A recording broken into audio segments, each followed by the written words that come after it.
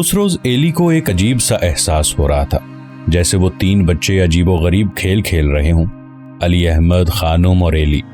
ابا تو یوں سنجیدگی سے باتیں کیے جا رہے تھے جیسے وہ علی احمد ہی نہ ہوں، مگر ان کی آنکھوں کی چمک ان کے بہروب کی چغلی کھا رہی تھی، اور خانم یوں لپٹی ہوئی بیٹھی تھی جیسے واقعی ہی علی احمد اس کے لیے ایک بیگانہ شخص ہوں۔ لیکن وہ ہر بار ایلی کی طرف دیکھ کر یوں آنکھ چمکاتی کہ اسے اس انوکھے کھیل کا لطف آ جاتا، اور اس کا جی چاہتا کہ وہ کھیل ہمیشہ کے لیے جاری رہے، اور خانم اس کی طرف دیکھ کر مسکراتی رہے۔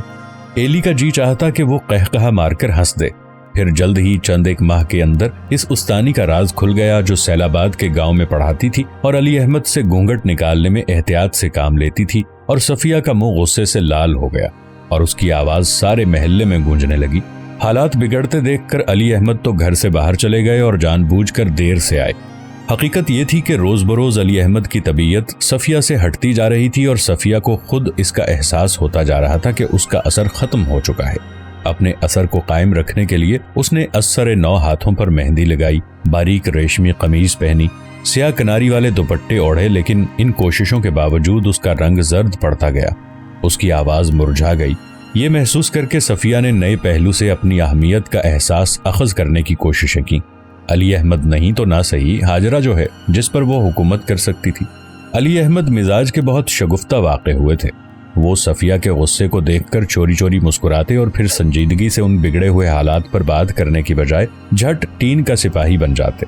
اس پر صفیہ چڑھ جاتی اور بے بسی اور غصے میں ہاتھ چلاتی، لیکن ٹین کا سپاہی ہنسے جاتا، لڑے جاتا، حتیٰ کہ صفیہ کا غصہ ختم ہو جاتا اور وہ مسکرانے لگتی، اور ٹین کا سپاہی فاتحانہ طور پر قہقہہ لگاتا اور سب ٹھیک ہو جاتا۔ لیکن اس کے باوجود اب سب ٹھیک نہ ہوتا تھا۔ صفیہ کے دل کی پھانس نہ نکلتی تھی اور اس کا رنگ روز بروز زرد ہوتا جا رہا تھا۔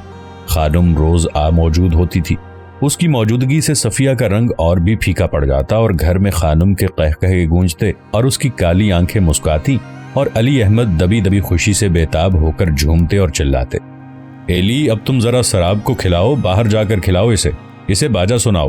اور ایلی بڑی مسرت سے سراب کو اٹھا لیتا، اور خانم کے چھیڑ دینے والے ہاتھ ایلی کے منہ کو تھپکتے، اور اس کا جسم جھنجھنے کی طرح بجتا، اور رگو پے پر بیر بھوٹیاں سی چلتی، اور خوشی سے اس کے پاؤں زمین پر نہ ٹکتے، اور وہ محسوس کرتا جیسے ہوا میں اڑا جا رہا ہو۔ خانم کی نگاہیں علی احمد کو جھنجھناتی، اور علی احمد فرتے جذبات سے یا نہ جانے کیوں صحن میں ادھر ادھر گھومنے لگتے، اور صفیہ بیزار ہو کر پلنگ پر جا بیٹھتی اور منہ دیوار کی طرف موڑ لیتی۔ خانم کے آنے سے صفیہ ایلی سے اور بھی چڑھنے لگی۔ تو ابا کے پیغام لے کے جاتا ہے، شرم نہیں آتی؟ اور شرم آنے کی بجائے ایلی کی ایڑیاں اونچی ہو جاتی اور اس کی چھاتی تن جاتی، اور وہ ابا سے گہرے تعلقات رکھنے کے خیال سے فخر محسوس کرتا۔ ابا اب تقریباً ہر روز کھانا کھاتے ہوئے اسے آواز دیتے، ایلی، اور پھر وہ 2 انگلیوں میں لٹکتا ہوا گوشت کا ٹکڑا اس کے ہاتھ میں تھما دیتے۔ اب وہ اسے مرے ہوئے چوہے کی طرح نہیں پکڑتا تھا، بلکہ یوں لٹکائے چلا جاتا جیسے کوئی تمغہ ہو، اور پھر روٹی پر رکھ کر اسے یوں کھاتا کہ فرحت دیکھ لے تو جل کر راکھ ہو جائے۔ صفیہ اب عام طور پر چپ چاپ اکیلی پڑی رہتی اور تنہائی میں کھانستی رہتی تھی۔ ادھر علی احمد کے کمرے میں خانم کے قہقہے گونجتے۔ سراب کو بہلانے کے لیے ایلی گراموفون پر پرانے ریکارڈ لگاتا، اور خانم کی سریلی آواز کے ساتھ ساتھ موسیقی کا ساز چھڑ جاتا۔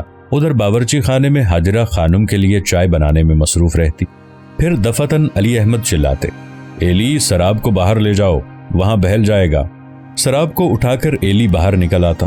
اندر خانم کی سریلی سروں پر ٹین کا سپاہی رزمیہ انداز سے رقص کرتا، اور ایلی کا جی چاہتا کہ وہ چھپ چھپ کر اس رقص کو دیکھے۔ بیچاری صفیہ کا بیشتر وقت اب تنہائی میں گزرتا تھا۔ اکیلے بیٹھے بیٹھے خاموشی سے اکتا کر یا تو وہ حاجرہ کو کوستی رہتی یا کھانستی رہتی۔ حاجرہ نے کئی ایک بار ایلی کو بتایا تھا کہ صفیہ بیمار ہے، اسے سل کا عارضہ لاحق ہو گیا ہے، مگر ایلی کو اعتبار نہیں آتا تھا۔ صفیہ بیماری یا کسی اور وجہ سے عاجز آ جائے، ایلی اس کو تسلیم کرنے کے لیے تیار نہ تھا۔ یہ کیسے ممکن ہو سکتا ہے کہ صفیہ کو کوئی عارضہ ہو جائے؟ یہ تو محض تنہائی کی وجہ سے تھا۔ ابا جو باہر رہتے تھے، اور پھر خانم جو آ جاتی تھی وہاں۔ خانم آتی تو گھر میں ایک شور مچ جاتا۔ خانم کتنا شور مچاتی تھی، اس کا ایلی کو مسکا کر دیکھنا، نگاہ سے ایلی کا منہ سہلانا اور اس کے منہ کو جھنجھنے کی طرح بجانا۔ اب ایلی کو معلوم ہو چکا تھا کہ خانم استانی نہیں تھی، یہ جان کر اسے بہت دکھ ہوا تھا۔ اگر وہ استانی ہوتی تو خوب رہتا۔ وہ دل ہی دل میں سوچتا تھا، نہ جانے استانی کیسی ہوتی ہوگی۔ वो तो फर अंग्रेजी बोलती होगी और फिर ऊंची एड़ी की जूती पहनकर टप टप चलती होगी, बिल्कुल जैसे बाजारों में मेमे चलती हैं। फिर एक रोज अली अहमद दौरे पर जाने लगे तो उन्होंने एली को पास बुलाया। चलो एली, वो बोले, तुम्हें साथ लिए चलते हैं। एली घबरा गया, न जाने अली अहमद उसे कहाँ ले जाएंगे। हाजरा ने यह बात ताज्जुब से सुनी और सफिया ने नाक चढ़ाई। नहीं नहीं, घबराने की क्या बात है, अली अहमद बोले। वहां स्कूल की उस्तानी एली का ख्याल रखेगी। उस्तानी? एली उठकर बैठ गया। जब वो अब्बा के साथ तांगे में बैठा तो खानुम का हाथ लगे बगैर ही उसके गाल झुंझुने की तरह बज रहे थे और दिल धक धक कर रहा था। उस्तानी उस्तानी, उस महल्ले की चक्की खुशी से चीख रही थी। तांगे में बैठे हुए वो चारों तरफ गौर से देख रहा था, लेकिन उसे कुछ दिखाई नहीं दे रहा था। वो खेत, वो सड़क, वो पेड़ सब धुंधलाए हुए थे। दूर उफक पर टीलों के पीछे से एक हसीना झांक रही थी। जब वो मंजिल पर पहुंचे तो उन्हें एक साफ सुथरे कमरे में बिठा दिया गया और फिर उनकी तवाजु के लिए दूध की एक भरी हुई गागर आ गई। इतना सारा दूध, और स्कूल में? उसके अपने मदरसे में तो दूध देखने में भी नहीं आया था। कभी अलबत्ता खांचे वाले मदरसे के बाहर पापड़ और पकोड़े बेचा करते थे, दूध तो नहीं बेचते थे। वो शायद जनाना मदरसों में दूध बिकता हो। बाहर सूरत वो हैरान था। 2 ऊंचे लंबे गिलास रखकर नौकर चला गया। पलंग पर अली अहमद तकिया लगाए हुक्का पी रहे थे, जैसे वो खानुम के घर पिया करते थे। एली ने उनकी तरफ देखा और उसे महसूस हुआ कि कुछ होने वाला है। सलामुअलैकुम, औरत की आवाज सुनकर एली चौंका। उसने मुड़कर देखा, पीछे लटके हुए पर्दे से एक हिनाई हाथ निकल आया। बच्चे को अंदर भेज दीजिए, कहिए अच्छे तो हैं आप। शुक्र है एली, अली अहमद बोले। अंदर जाओ, उस्तानी जी बुला रही हैं तुम्हें। एली हिचकिचाता रहा, लेकिन अली अहमद की निगाह में संजीदगी की झलक थी। आओ ना बेटा, अंदर से आवाज आई और एली झिझकता हिचकिचाता हुआ अंदर चला गया। अरे, उस्तानी की तरफ देखकर वो भौचक्का रह गया। उसका रंग काला था, जिस्म भद्दा और मुंह पर बेजारी छाई हुई थी। एली के तखय्युल में तो उस्तानी न जाने क्या थी। वो समझता था कि उस्तानी खानुम से कहीं ज्यादा खूबसूरत और रंगीन होगी। उसकी आंखों में शरारत चमक रही होगी और मिजगां इशारों से लदी होंगी और उसके हाथ खानुम के हाथों से ज्यादा बेतकल्लुफ होंगे जो उसे झंझनाएंगे। उस उस्तानी के चेहरे पर तो नहुसत छाई हुई थी। उसकी हरकत बेहद भद्दी थी और फिर शलवार की जगह चादर बांध रखी थी। औरत और चादर, ला हौल वला कुव्वत। एली के दिल में नफरत खौलने लगी। ये कैसी उस्तानी के यहाँ ले आए थे अब्बा? शायद वो गलती से वहां आ गए हों, लेकिन इस मामले में अब्बा गलती नहीं कर सकते थे। और अब भी वो चारपाई पर मुतमईन और मुतवक्के अंदाज से लेटे हुए थे। एली हैरान था। उस्तानी की निगाहें अली अहमद पर टिकी हुई थी, जैसे उन्हें जांच रही हों, तोल रही हों। तो ये थी उस्तानी, हेड मौल्लिमा। ये लो मिठाई। उसने एली के सामने मिठाई की थाली रख दी और खुद फिर से पर्दे के पीछे आ खड़ी हुई। वो फिर से अली अहमद से बातें करने लगी। शमीम तो इन दिनों कश्मीर में है, वो वहीं रहती है। क्यों ना रहे, लड़की के खाने पीने के दिन हैं, और फिर वो तो कश्मीर के मेवों पर पली हुई है। ये सुर्ख चेहरा, अल्लाह झूठ ना बुलाए, कोई जवानी आई है लड़की पर। आंखें फटती हैं देखकर, और फिर ऊपर से 10वीं पास। अच्छा, 10वीं भी कर ली है?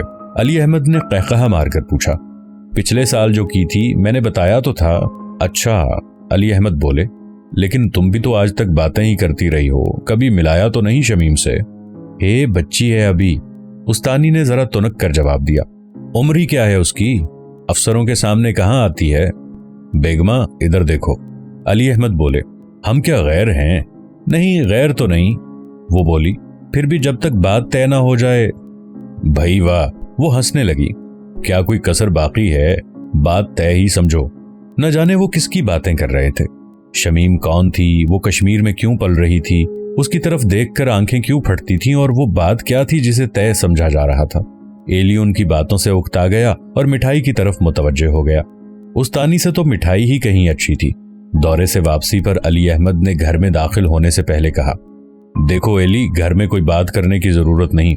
उसने बाप की तरफ देखा और बात समझे बगैर ही असबात में सर हिला दिया। फिर वो सोचता रहा कि ना करने की बात ही कौन सी थी, कोई भी तो नहीं। वो तो वहां दूध पीने के अलावा मिठाई खाता रहा था और वो शमीम की बातें करते रहे थे और पर्दा हवा से उड़ता रहा था।